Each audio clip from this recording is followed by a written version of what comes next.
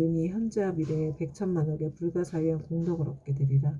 그리고 또 보강보살이여, 만약 미래 세상의 모든 중생들이 꿈속이나 잠결에 온갖 귀신이 나타나 슬피 울며 근심하고 탄식하거나 두려워하며 겁내는 모습이 보이면 이는 일생이나 십생 또는 백생, 천생 과거세에 부모나 형제, 자매, 남편, 아내 등 가족들이 악도에 빠져 있으나 복력으로 구원해 줄 사람이 아무데도 없으므로 어쩔 수 없이 숙세의 가족들에게 호소하여 도움을 받아 악도에서 벗어나기를 원하는 것이니라. 보강보살이여, 그대는 신통력으로 그 사람들로 하여금 모든 부처님과 보살님의 형상 앞에서 지극한 마음으로 이 경을 읽게 하거나 다른 사람을 시켜서 읽게 하라. 만일 그들이 3번 또는 7번을 읽으면 그러한 악도의 권속들이 마땅히 해탈을 얻어 다시는 꿈속에 나타나지 않으리라. 또 보광보살이여, 만약 미래 세상에서 미천한 사람이거나 또는 모든 자유를 잃은 사람이 숙세의 업보를 깨닫고 참회를 하고자 하거든 지극한 마음으로 지장보살의 존상을 우러러 예배하면서 7일 동안 보살의 명호를 생각하고 불러 만번을 채울 것이니, 이렇게 하는 사람은 지금의 과거가 다한 후에는 천만생 동안 항상 존귀한 몸으로 태어나며 다시는 사막도의 고통을 겪지 않게 되리라. 보광보살이여, 미래세의 연부제에서 바람은 찰제리, 장자, 거사 등 모든 사람들과 그 밖의 다른 종족이라도 새로 태어나는 자가 남자이거나 여자이거나 7일 이내에 이 불가사의한 경전을 읽어주고 다시 보살의 명호를 만번 불러주면 비록 숙세의 허물로 인하여 제보를 받을지라도 곧 해탈을 얻게 되고 안락하게 잘 자라고 수명이 연장될 것이며, 만약 그가 복을 받아 태어난 자라면 안락과 수명을 더하게 될 것이니라. 보광보살이여, 미래세의 중생들은 매달 1일, 8일, 14일, 15일, 18일, 23일, 24일, 28일, 29일과 30일에는 모든 죄를 모아 그 가볍고 무거움을 결정한다. 대개 연부제의 중생으로서 몸을 움직이고 마음을 쓰는 것이 업이 아님이 없고 죄 아닌 것이 없는데, 어찌하물며 방자한 마음으로 산목숨을 죽이거나 해치며 도둑질하고 사함을 하며 거짓말을 하는 백천가지의 죄를 일부러 지어야겠느냐. 만약 십제일의 부처님과 보살님과 모든 성인의 존상 앞에서 이 경을 한번 읽으면 동서남북 백유순 내에는 이 모든 재앙과 고난이 없으며 그가 사는 집안의 어른이나 어린이가 현재 또는 미래 백천세에 영원히 악도에서 벗어나게 될 것이며, 매달 십제일에 이 경을 한 편씩 읽으면 현재 이 집안의 모든 횡액과 질병이 없게 되고 먹고 입는 것이 풍족해 하게 되리라. 그러므로 보광보살이여, 마땅히 알라. 지장보살은 이와 같이 말할 수 없는 백천만억의 큰 위심력과 이익 주는 일이 있음을 알아야 하느니라. 연부제 중생들은 모두가 이 지장보살에게 큰 인연이 있으니 모든 중생들이 지장보살의 명호를 듣거나 지장보살의 형상을 보거나 또는 이 경을 석자나 5자 혹은 한 개송 한 구절이라도 듣는 자는 현재 특별히 안락함을 얻을 것이며 미래세 백천만생 동안에 항상 단정한 몸으로 존귀한 가문에 태어나게 되리라. 그때 보광보살은 부처님께서 지장보살을 칭찬하고 찬탄하심을 보고 무릎을 꿇고 합장하며 다시 부처님께 사례하였다. 세존이시여, 저는 오래전부터 이 지장보살이 지닌 불가사의한 위신력과 큰 서원의 힘을 알았사오나 미래의 중생들에게 알려서 이익을 주기 위하여 짐지 부처님께 여쭈었나이다. 세존이시여, 이 경전의 이름 무엇이라오며 저희들이 어떻게 편나가야 하오리까 말씀해 주시옵소서. 부처님께서 보광보살에게 이르셨다.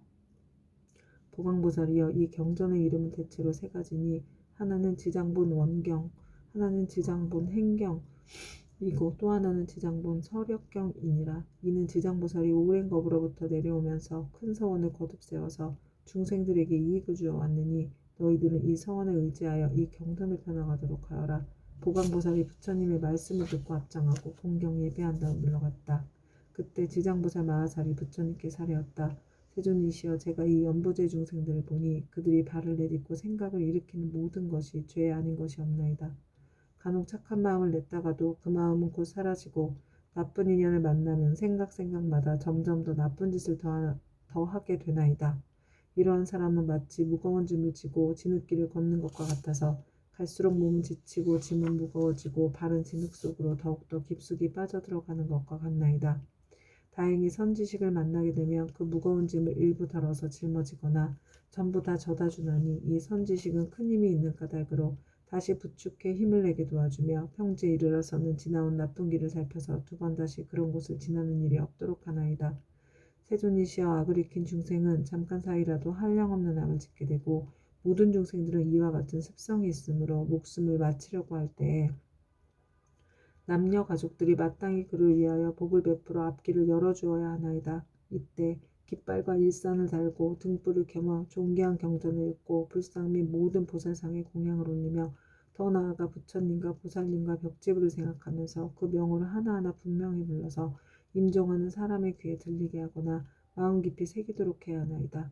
그러면 중생들은 자신이 지은 악업으로 반드시 악도에 떨어지게 되었더라도 가족들이 그를 위하여 짓는 인연 공덕으로 갖가지의 죄가 모두 소멸될 것입니다.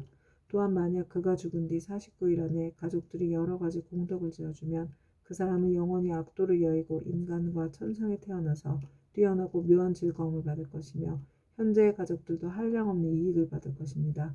그러므로 제가 이제 부처님을 모시고 하늘 용등 팔부신중과 사람과 사람 아닌 무리들이 모인 자리에서 저 연부제 중생에게 임종하는 날에는 산목숨을 죽이거나 악한 인연 짓는 것을 삼가하고 귀신과 도깨비들에게 제사 지내거나 예배하여 구하지 말라고 권하나이다. 왜냐하면 살생하는 일과 귀신에게 제사 지내는 일 등은 죽은 사람에게 털끝만큼의 이익도 되지 않으며 죄만 더욱더 깊고 무겁게 하는 것이기 때문입니다. 설사 전생이나 현생에 좋은 업을 지어서 인간과 천상에 태어나게 되었더라도 임종할 때에 가족들이 악한 일을 행하면 죽은 사람에게 재앙이 되어서 목숨을 바친 사람이 여러 가지 일을 변론하느라고 좋은 곳에 태어나는 것이 늦어집니다.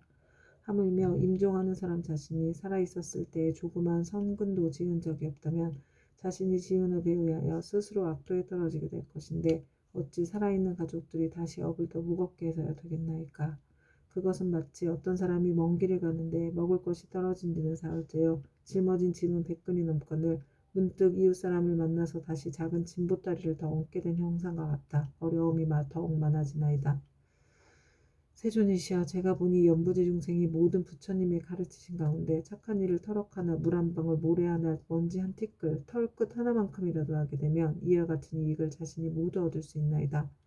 이와 같이 말씀하실 때 법회에 참석한 이들 가운데 말 잘하는 대변이라는 한 장자가 있었다. 이 장자는 오래전부터 남이 없는 법을 얻어 시방세계의 중생들을 교화제도 하였고 지금은 장자의 몸으로 타고난 분이었다. 대변 장자는 합장하고 존경하며 지장보살께 여쭈었다. 지장보살이여, 이 연부제의 중생이 목숨을 바친 뒤에 그의 가족이 죽은 이를 위하여 공덕을 닦아주고자 제를 베풀어 여러 가지 선한 일을 하게 되면 목숨을 바친 그 사람은 큰 이익을 얻고 해탈하게 됩니까? 지장보살이 대답하셨다. 장자여, 내가 지금 현재와 미래의 모든 중생들을 위하여 부처님의 위신력을 받들어 간단히 이 일을 설명해 주겠습니다. 장자여, 현재와 미래의 모든 중생들이 목숨을 바치게 될 때 한 부처님의 명호나 한 보살님, 한 벽지불의 명호만 들어도 죄가 있고 없고를 가릴 것 없이 모두 다 해탈을 얻게 됩니다. 만약 어떤 남자나 여인이 살아서 착한 일을 하지 않고 도리어 많은 죄를 짓고 임종하면 그의 가깝고 먼 친척들이 훌륭한 공덕을 지어서 복되게 하더라도 7분의 1만 죽은 사람이 얻게 되고 나머지 공덕은 산 사람에게 이익이 되어 돌아갑니다. 그러므로 현재와 미래의 선남자 선여인이 잘 듣고 스스로 닦으면 그 공덕의 전부를 얻을 수 있습니다. 장자여, 덧없음에 큰 귀신이 기약 없이 닥쳐오면 어둠 속을 헤매는 혼신은 자기의 죄와 복을 알지 못하고 49일 동안 어리석은 귀머거리처럼 있다가 염라대왕 앞에서 업과의 옳고 그름을 따진 뒤에야 업에 따라 생을 받게 되니 앞일을 예측할 수 없는 사이에 근심과 고통은 전이오만인데 더구나 악도에 떨어져 있을 때는 어떠하겠습니까? 이 목숨을 마친 사람이 아직 다시 태어남을 얻지 못하고 있는 49일 안에 생각마다 모든 혈육과 친척들이 복을 지어 구원해 주기만을 바라다가 이날이 지난 후에는 업에 따라 과보를 받게 되니 그가 만약 죄 많은 중생이라면 1100년이 지나더라도 해탈할 날이 없을 것이며 만약 그가 오무간지옥에 떨어질 큰 죄를 지어 무간지옥에 떨어지게 되면 천만겁토록 고통이 끊일 새가 없습니다. 또 장자여, 이러한 죄업 중생들이 목숨을 마친 뒤에 혈육과 친척들이 그를 위하여 죄를 지내어 그의 어부의 길을 도와주고자 하면 제식을 마치기 전이나 죄를 지내는 동안에 쌀뜨물, 나뭇잎 사기 등을 함부로 땅에 버리지 말며 모든 음식을 부처님과 스님들께 올리기 전에는 먹지 말아야 합니다. 만약 이를 어기고 먼저 먹거나 깨끗하게 만들지 않으면 목숨을 바친 사람의 복의 힘을 얻지 못할 것입니다. 그러나 만일 정성을 다하여 깨끗하게 만든 음식을 갖추어 부처님과 스님에게 올리면 죽은 사람은 그 공덕의 7분의 1을 얻을 것입니다. 그러므로 장자여, 연부제 중생이 목숨을 바친 부모나 가족을 위하여 제를 베풀어 공양하되 지극한 마음으로 부지런히 정성을 다하면 산 사람도 죽은 사람도 모두 다 이익을 얻게 될 것입니다. 이 말씀을 하실 때 도리천궁에 있는 천만억 나유타 연부제의 귀신들 모두가 한량없는 부리심을 내었고 대변장자는 모두 한량없는 환희심으로 가르침을 받들어 예배하고 물러갔다. 이때 철이산 안에 한량없는 귀양들이 염라천자와 함께 도리천에 와서 부처님 계신 곳에 모여들었다. 이른바 악독한 귀양, 악이 많은 귀양, 잘 싸우는 귀양, 흰호랑이 귀양, 피호랑이 귀양, 붉은 호랑이 귀양, 재앙 퍼뜨리는 귀양, 날아다니는 귀양, 번개뿔 귀양, 이리 어금니 귀양, 첫눈 귀양, 짐승 잡아먹는 귀양, 돌을 가진 귀양, 농사 맡은 귀양, 재앙 귀양, 복 맡은 귀양, 음식 맡은 귀양, 재물 맡은 귀양, 가축 맡은 귀양, 새 맡은 귀양, 짐승 맡은 귀양, 도깨비 맡은 귀양, 출산 맡은 귀양, 수명을 맡은 귀양, 질병을 맡은 귀양, 험한 길을 맡은 귀양, 새 눈 귀양, 네 눈 귀양, 다섯 눈 귀양, 기리실왕, 대기리실왕, 기리차왕, 대기리차왕, 아나타왕, 대아나타왕 등이었다.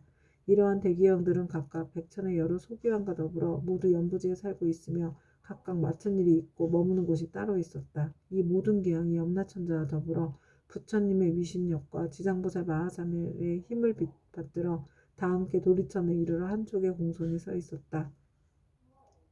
그때 염라천자가 꿇어앉아 합장하고 부처님께 사례었다. 세존이시여, 저희들이 부처님의 위신력과 지장보살 마하살의 힘을 받들어 이 도리천의 큰 모임에 오게 된 것은 저희들이 좋은 이익을 얻기 때문이옵니다. 제가 이제 약간 미심쩍은 일이 있어 감히 묻사오나 원하옵건대 세존께서는 자비로서 말씀하여 주시옵소서. 부처님께서는 염라천자에게 이르셨다. 그대는 마음대로 물어보아라. 그대를 위하여 말하여 주리라. 이때 염라천자가 부처님께 우러러 절하고 지장보살을 돌아보고 부처님께 사례었다. 세존이시여, 제가 지장보살을 생각하건대 육도 중에 계시면서 백천가지 방편으로 죄지어 고통받는 중생을 제도하시며 피곤함도 괴로움도 모르시옵니다. 이 대보살께서는 이와 같은 불가사의한 신통력이 있사오나 중생들을 제보에서 잠시 벗어났다가도 오래지 않아 또다시 악도에 떨어지고 있나이다. 세존이시여, 이 지장보살은 이미 이와 같은 불가사의한 신통력을 지니고 계신데 중생들은 어찌하여 옳은 법에 의지하여 영원한 해탈을 얻지 못하나이까. 바라옵건대 세존이시여, 저희들을 위하여 말씀하여 주시옵소서. 부처님께서 염라천자에게 이르셨다. 연부제 중생은 성품이 억세고 거칠어서 길들이기 어렵고 걷기 어려운데도 이 대보살은 백천급 동안 그러한 중생들을 하나하나 구제하여 일찍이 해탈의 길로 인도하였느니라.